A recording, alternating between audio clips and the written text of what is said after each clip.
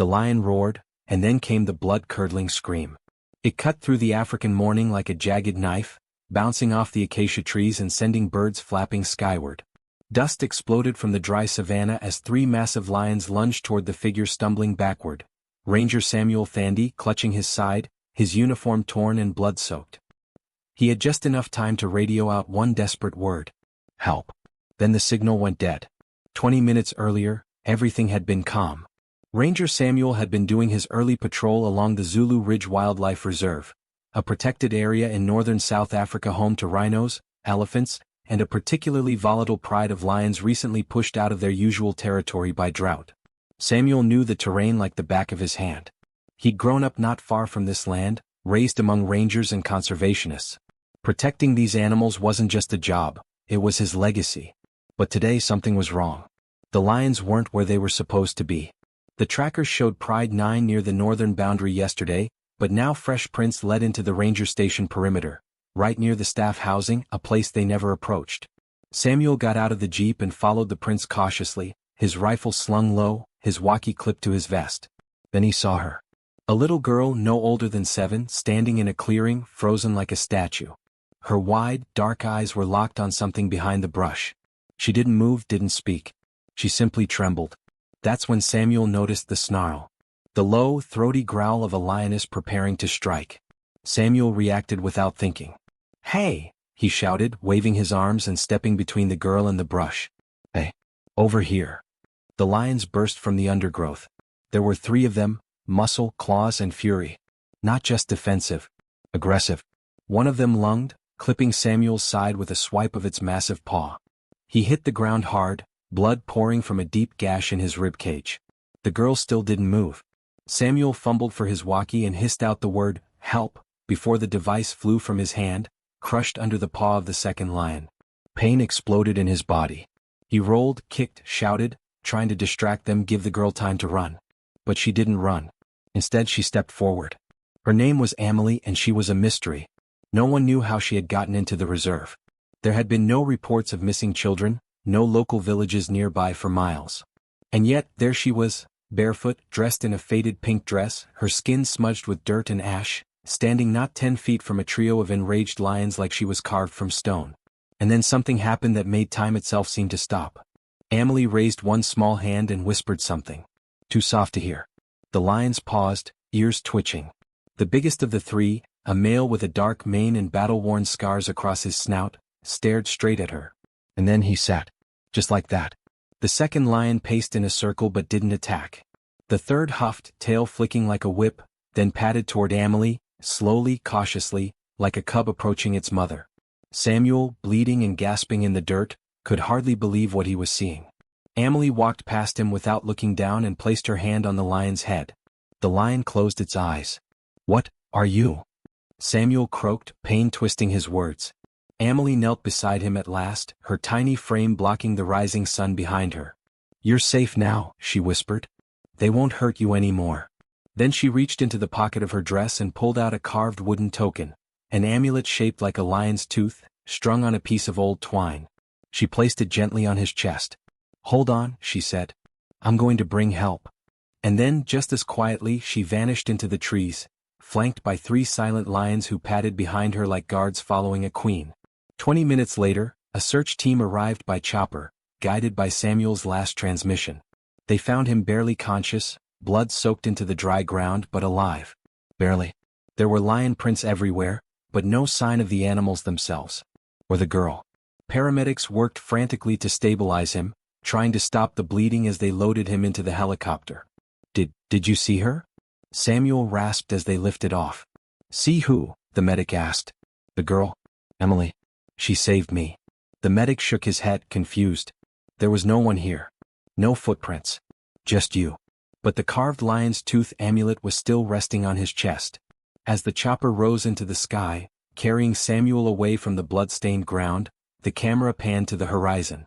And there, standing on a ridge of sun-bleached rock, was the silhouette of a child, surrounded by 3 lions. Watching. Waiting. And that's when the world would ask, who was Amelie? And how did a little girl stop a lion attack with nothing but her presence? But the story had only just begun. The helicopter blades thundered overhead as the savannah shrank beneath them, the golden plains rolling endlessly into the horizon. Inside, Ranger Samuel Thandi drifted in and out of consciousness, pale and clammy, his chest rising and falling in shallow, uneven breaths. The amulet still hung loosely from his fingers, a carved lion's tooth so smooth it almost shimmered. The paramedic beside him couldn't stop glancing at it. "She saved me," Samuel muttered again, eyes glassy. "Just hang in there," the medic replied, trying to keep pressure on the wound. "You're going to make it. We've got you." But no matter how many times he checked the vitals or adjusted the bandages, he couldn't stop thinking about what the ranger had said. A little girl with lions? Out here? Impossible. Back at the reserve, chaos erupted. Ranger HQ buzzed with tension.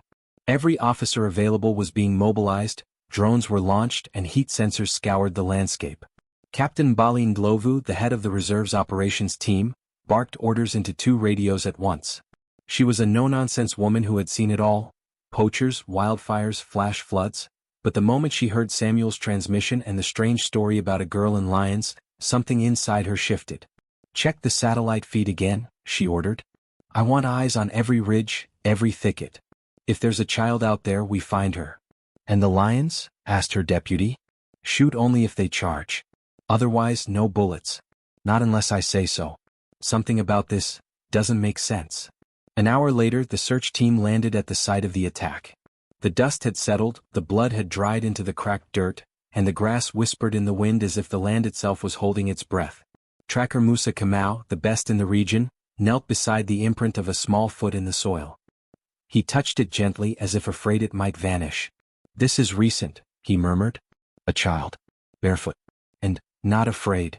He looked up, squinting at the direction the tracks led, straight into one of the most dangerous sections of the reserve, an area known as Shadow Gorge. It was thick with ravines, caves, and wildlife rarely seen by humans. "No one goes in there," Musa muttered. "Not without a death wish." Captain Bali joined him, studying the tracks. "Well, maybe this girl isn't just anyone." Meanwhile, over 200 kilometers away, Samuel was rushed into surgery at Kruger Provincial Hospital. Doctors fought to repair the shredded muscle along his side, transfusing pint after pint of blood to replace what he'd lost. 4 hours the medical team worked, and outside, a crowd of rangers and conservationists gathered in solemn silence. But inside Samuel's mind, something else was happening. He dreamed. Not of surgery. Not of pain. He dreamed of her. Of a quiet forest bathed in moonlight. Of lions that didn't roar but watched. Waited. And of Amelie, her voice soft as wind, her eyes glowing like embers. "Not yet," she whispered in the dream. "You still have to protect them. You must not let them forget." "Forget what?" Samuel had asked. "That they were once one with us." Back in the reserve, the search team pushed deeper into Shadow Gorge. The lion's tracks remained close to the girls, like guardians trailing her every step. Musa noted that none of the usual prey animals had been harmed. No blood. No kills. And yet, the pride was clearly moving alongside her, as if summoned. They found a tree with symbols carved into the bark, circles interlocked with what looked like claw marks. Beneath it, a torn piece of faded pink fabric. The same color as the dress Samuel had described. "She's alive," Musa said. "And close." Captain Bali raised her binoculars, scanning the horizon, and froze. There, on the edge of a cliff, stood Amelie. She was looking right at them. The lions were at her sides, unmoving like living statues. Amelie raised one hand, slowly, silently. A gesture of peace. "Hold your fire." Bali shouted as half the team instinctively raised rifles. The girl tilted her head as if listening to something the others could not hear. Then, without a word, she turned and walked into the brush. The lions followed. By the time the team reached the cliff's edge, she was gone. But in her place they found something even stranger. A makeshift shrine, built of stones and dried flowers with bones arranged in a circle. In the center, another amulet.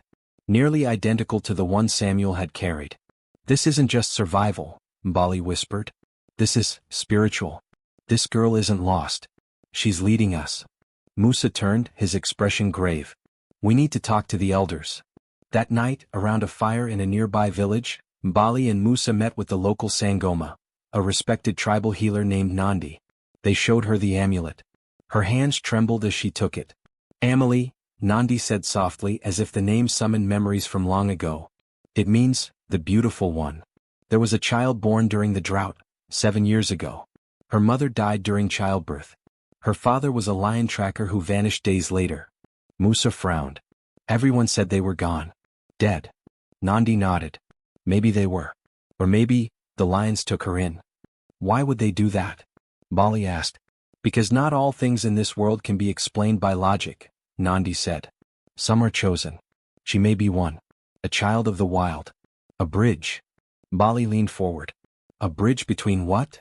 Between the old ways and the new. Between fear and understanding. Meanwhile, back at the hospital, Samuel's eyes finally fluttered open. He was alive. Weak but alive.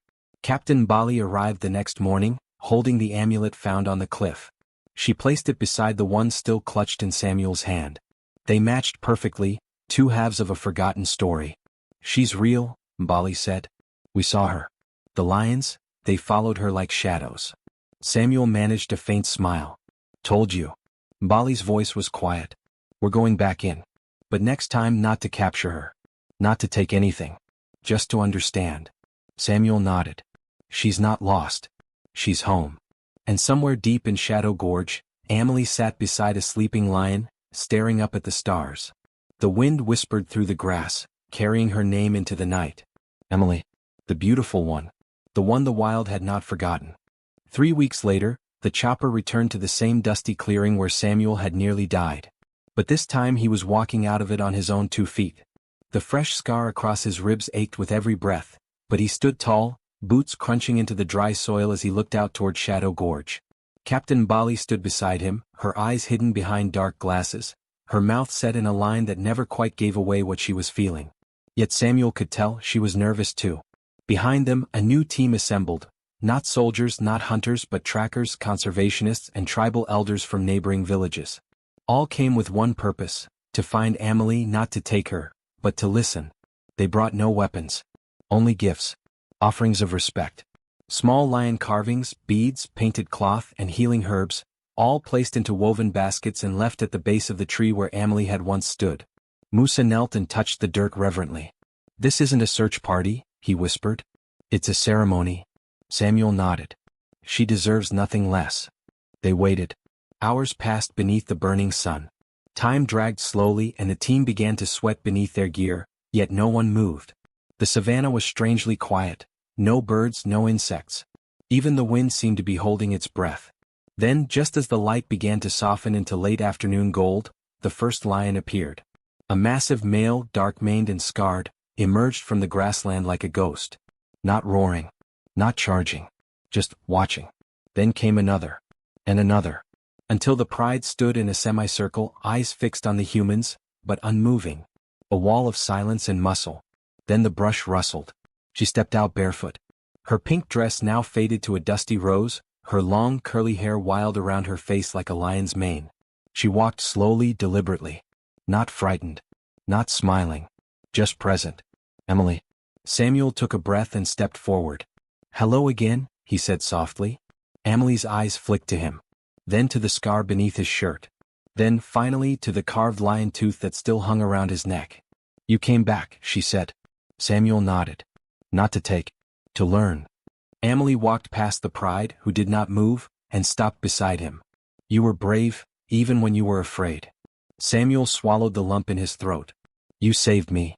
Amelie shook her head gently. They did. I just reminded them who they were.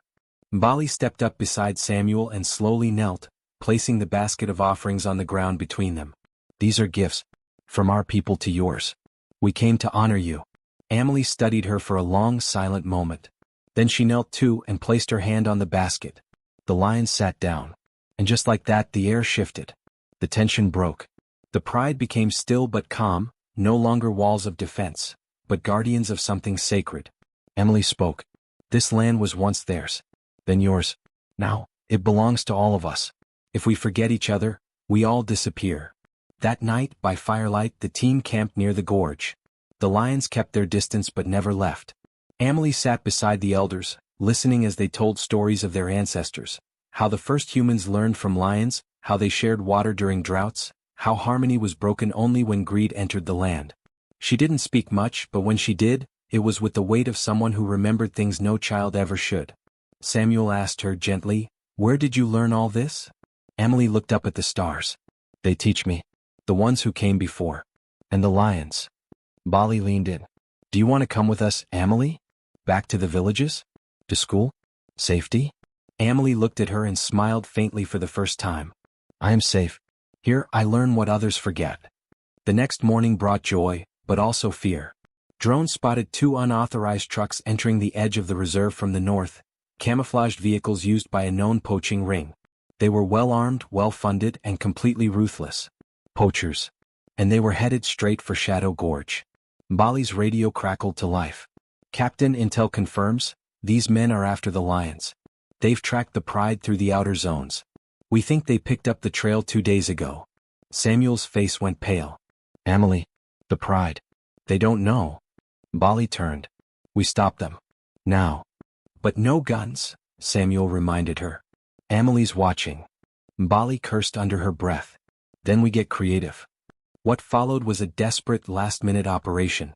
The Rangers raced to intercept the poachers, using drones to confuse their route, cutting off access trails with felled trees and vehicle blockades.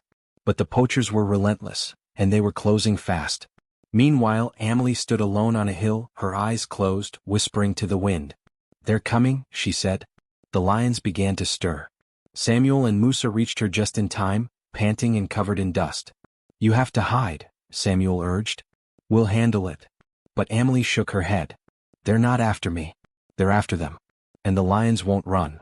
"Then we fight," Musa said. Emily turned to him, solemn. "No. We remind." When the poachers reached the ridge, they didn't find prey. They found a wall of lions. Not attacking but standing their ground. Flanked by humans. Tribal elders, rangers, and one small girl standing directly in front, arms stretched wide. The poachers raised their rifles. And then, everything changed. A roar thundered through the gorge. Not from a lion, but from every direction. The trees shook. The birds exploded from the canopies. The sound was overwhelming, primal, like the land itself rejecting them. Their leader hesitated. Emily took one step forward. The lions didn't move. But neither did she. For one long moment the poachers stared down their sights, and then one by one they lowered their weapons. And ran. No bullets fired. No blood spilled. Just awe. Just silence. And the unforgettable image of a girl who stood between killers and kings, and reminded them both who they were. That night the reserve held its breath. The lions returned to their territory. Emily once again disappeared into the brush. But this time she left something behind. A stone. Carved with the image of a lion curled around a child. A symbol of peace. A bond reborn. The photo went viral within hours. A tiny girl in a faded pink dress, standing between a wall of lions and armed men, arms outstretched, fearless. News outlets scrambled to uncover the full story. Headlines screamed, "Girl commands lion pride to protect rangers." "Wild child of Africa. Is she real?" Peace brokered by a child, and a pride of lions. But by the time the first reporters touched down, Emily was gone again. Not a single camera captured her departure. No footprints. No trail. No voice on radio. Just the stone she'd left behind, now sealed inside a glass case in the ranger headquarters, the symbol of a turning point. 2 months later the reserve looked nothing like it did before. Gone were the fences that once divided territories. In their place, new corridors were built, safe passageways for lions, elephants, and other animals connecting fragmented habitats. The tribal elders now held weekly councils with the conservation teams, shaping decisions based not just on data, but on ancestral memory. And for the first time in history, the reserve formally granted co-stewardship to the indigenous communities. Emily had taught them all something critical. Protecting nature isn't about control. It's about remembering we're part of it. Samuel had become something of a reluctant celebrity. Reporters begged him for interviews. Scientists called him for testimony. Schools sent thank you letters by the hundreds. But in truth, all he could think about was the girl he owed his life to, the girl who disappeared without a trace. One night, unable to sleep, he wandered back to Shadow Gorge. The moon was high, casting a silver glow over the tall grass. The lions weren't nearby. It was quiet, eerily peaceful. And then he saw her. Emily. Perched atop the same boulder where he'd first seen her. Her dress was cleaner now, her hair tied back with a string of wooden beads. She didn't look surprised to see him. Samuel froze, caught between awe and emotion.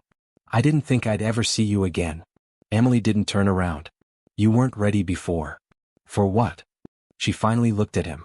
To understand. They sat in silence for a while, staring out over the land. You changed everything, Samuel finally said. Emily shook her head. We did. You listened. That's the only reason it worked. Where did you come from, Emily? She didn't answer at first. Then. My mother died when I was little. She was Maasai. My father was a tracker. One day he went into the bush and never came back. The lions found me. They didn't kill me. They raised me. Like a cub. Samuel blinked. You're saying they? I'm saying we remembered each other. She paused. Before the fences. Before the guns. Before fear, there was trust. Samuel let the words sink in. She stood up. It's not over. The world still forgets. More will come, more poachers, more danger. But you can remind them. How? He asked, standing beside her. She reached into her bag and handed him something small. A second stone. Carved with a lion and a man. Back at the station, Samuel mounted the new stone beside the first. Two halves of the same story. Tourists now walked past it every day, not realizing its full meaning. But Samuel knew. So did Mbali. So did Musa. So did every ranger who patrolled that land with renewed purpose. They called it the Pact of the Pride. And its message spread beyond borders. Months turned into a year. The story of Emily became more than a headline. It became a movement.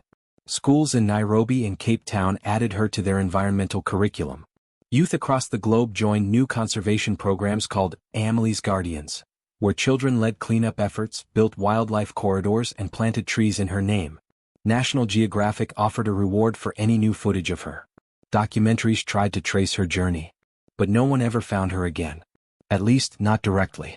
One day, a camera trapped deep in the savannah captured a fleeting image. A pride of lions crossing a riverbank at dusk. In the background, barely visible, a figure walking with them, barefoot, in a pink dress. It went viral within hours. Again. But by then it didn't matter if she was found. Because her legacy was already changing the world. Shadow Gorge was no longer feared, it was revered. A sanctuary protected not by barbed wire or bullets, but by a story. Tourists came by the thousands to stand where she stood. To see the lions. To learn. Not just about animals but from them. Samuel eventually returned to his hometown for a brief visit. At a local school, a child raised her hand and asked, "Do you think Emily was a real person? Or was she magic?" Samuel smiled. "I think she's both."